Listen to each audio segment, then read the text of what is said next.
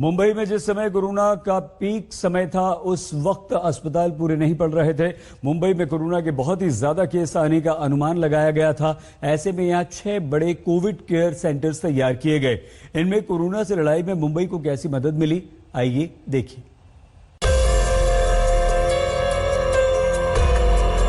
कोविड-19 ने बहुत कुछ बदला है। ये बदलाव हेल्थ इंफ्रास्ट्रक्चर में भी दिख रहा है। मुंबई में कोरोना के केस 2,41,000 के पार जा चुके हैं और करीब 9,10,000 लोगों की मौत हो चुकी है। बीएमसी ने मार्च के बाद कोरोना मरीजों के इलाज के लिए 6 बड़े केयर सेंटर बनाए थे, जिनकी कुल क्षमता 15,151 बेड की है। इनमें आईसीयू और वेंटिलेटर बेड भी शामिल है। कोरोना की वजह से हेल्थ केयर स्टाफ पर काम का दबाव और इन्फेक्शन का खतरा बढ़ा। ये बोझ और खतरा कम हुआ तकनीक से। बीएमसी में चल रहे कोरोना सेंटर में 2 रोबोट लाए गए। एक का काम मरीजों की सेहत की निगरानी रखना और दूसरे का काम मरीजों को खाना सर्व करना है। Where we need not to go anywhere for reports. यहाँ से जैसे रिपोर्ट जनरेट होता है डॉक्टर्स के मोबाइल पे भी दिख जाता है। डॉक्टर छोड़ो, जो पेशेंट का रजिस्टर्ड मोबाइल है उसके भी लिंक पे उसको दिख जाता है। बीकेसी फैसिलिटी की शुरुआत मई में हुई थी, तब यहाँ सिर्फ 100 बेड थे। आज यहाँ 2100 बेड हो चुके हैं, जिसमें से 1000 ऑक्सीजन सपोर्ट वाले हैं और 12 डायलिसिस सपोर्ट वाले। अब तक यहाँ से 10,023 मरीजों को डिस्चार्ज किया जा चुका है और यहाँ एक भी कोरोना मरीज की मौत नहीं हुई है, जबकि 89% मरीज कोमॉर्बिड थे, यानी उन्हें कोरोना के साथ डायबिटीज, बीपी और अस्थमा जैसी बीमारियां थीं। First and foremost, we are the first healthcare unit in this country, if I am not wrong, to have a patient ID for each and every patient. So whenever any patient is admitted, the registered mobile, we sent a link with patient ID. The relative of that patient, just sitting at home or anywhere, just have to go over that link, open that link. They are going to get everything A to Z of their relative patient.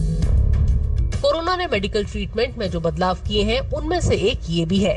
ऐसी lab से नतीजे आने में काफी कम वक्त लगता है, जिससे गंभीर मरीज का इलाज जल्द शुरू हो जाता है।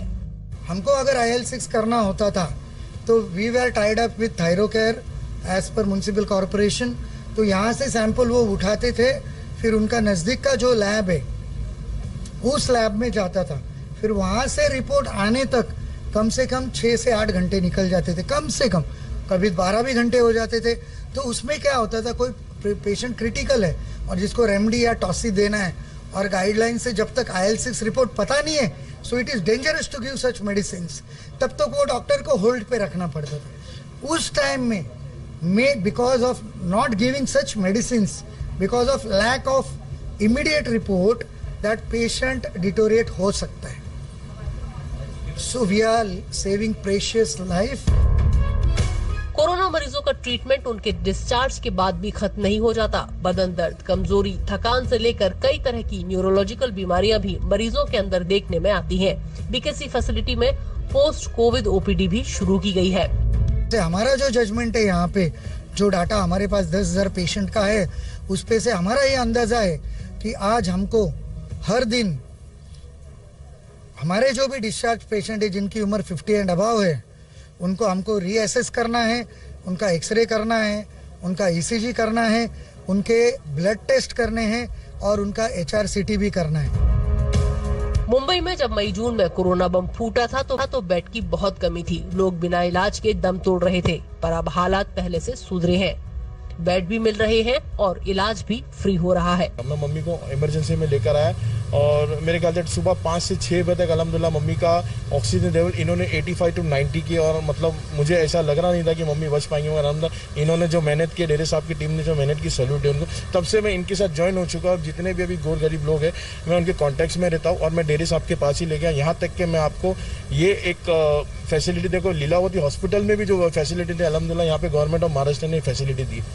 जब तक वैक्सीनेशन नहीं आता है, कोविड-19 से लड़ाई शुरू रहेगी। सवाल ये है कि क्या अच्छे हॉस्पिटल्स हैं, पेशेंट्स को बराबर ट्रीटमेंट दी जा रही है। जो मुंबई में जंबो फैसिलिटीज हैं वो इसमें एक बहुत अहम किरदार निभा रहे हैं, क्योंकि हजारों की तादाद में जो लोग हैं उनकी ट्रीटमेंट इन जंबो फैसिलिटीज में हो रही है, जो कि अब फुल्ली फंक्शनल हॉस्पिटल्स बन चुके हैं। कैमरा पर्सन मंगेश आम्बरे के साथ मुस्तफा शेख, मुंबई आज तक। मुंबई मेट्रो में आज के लिए बस इतना ही। 100 खबरों के साथ 10 सबसे ऊंची पलों में हम होते हैं हाजिर। खबर के लिए सिर्फ आज